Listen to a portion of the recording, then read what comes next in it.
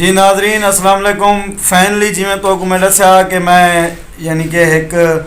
बहु बड़े यूट्यूबर हैं और आरजे महवेश भैन हैं। आज सारे वास्ते बहु खुशी ते एजाज़ की गाल है ते हवा जरा कम की तसी ना साकू बहु इतना जलील की तसी हुण भी असां जरी जगह ते बांधे पासे वो जगह छोड़ के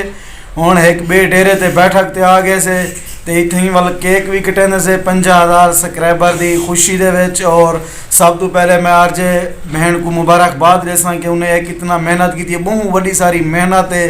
और इन्हें बहुत सारिया परेशानियां भी आंदियां मसले मसाइल भी होंदे नहीं सारिया चीज़ें इन्हें गुजरना पवेंदे कि हर चंगे बंदे और ढिले बंदे की गाल सुनी पवेंदी है। और उन्हें बावजूद आज बिल्कुल असा केक कटने पैसे मैं आरजे महवेश को आखसा कि कुछ ना कुछ तुम्हारे नाल गुफ्तगू करसन। क्या हाल है बहन? ठीक हो? बढ़िया है अल्लाह पाक दा किने लगे के तो को अस्सलाम वालेकुम। क्या हाल है? सही ठीक हो? तबीयत से ठीक है? अल्लाह पाक तो को अपनी ज़ुबान च रखे ते जिवें के गफार भाई आज सारे उते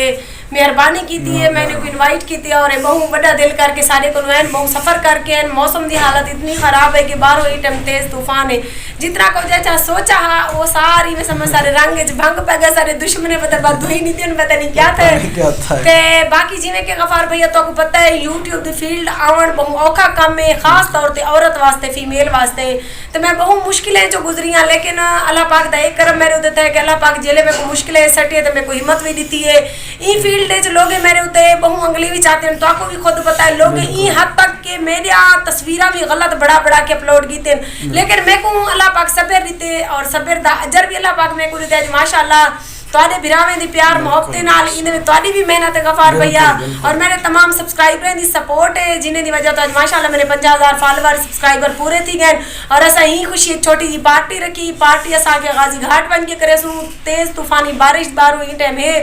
और टाइम वेंदा पिया सा 1.5 घंटा 2 घंटा इंतजार किते लेकिन बारिश नहीं रुकी। असा सोचे असा तो असगर दे सस सौरे दे डेरे ते आके चलो असा के केक ते काट गिनू और अपने तमाम सब्सक्राइबरें दा शुक्रिया भी अदा करूं जिवें के तुसा मेरी सपोर्ट कीती है इवें मैं तो को एक रिक्वेस्ट करे सा के गफार भाई बहुत मेहनत कीतियां ने और इन्हें दा चैनल पता नहीं केरी बिना ते YouTube डिलीट कर दीते और अल्लाह पाक इन्हें को मजीद होड़ कामयाब करे सी इंशाल्लाह सारे दुआई सारा प्यार गफार भाई दे नाल है ते तुसा तमाम सब्सक्राइबर जेरे के इन टाइम लाइव वीडियो को दे दे पियो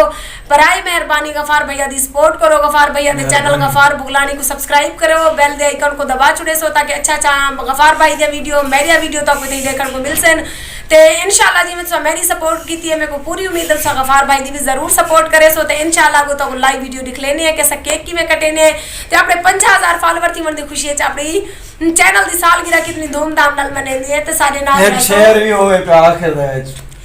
गफार भाई उन्हें लोगे वास्ते जिन्हें के सारे राज कंडे खड़े कीते आने जिन्हें साको गलत आ गया खास कर उन्हें लोगे वास्ते गफार भाई रब जेता ही ना मारे मरदे नहीं से वाह वाह रब जेता ही ना मारे मरदे नहीं से दर मुनाफिक दा झुके गुजरते नहीं से मोहसिन भावे लख डरावे देवे कई मूजी मुनाफिक तो डरदे नहीं से।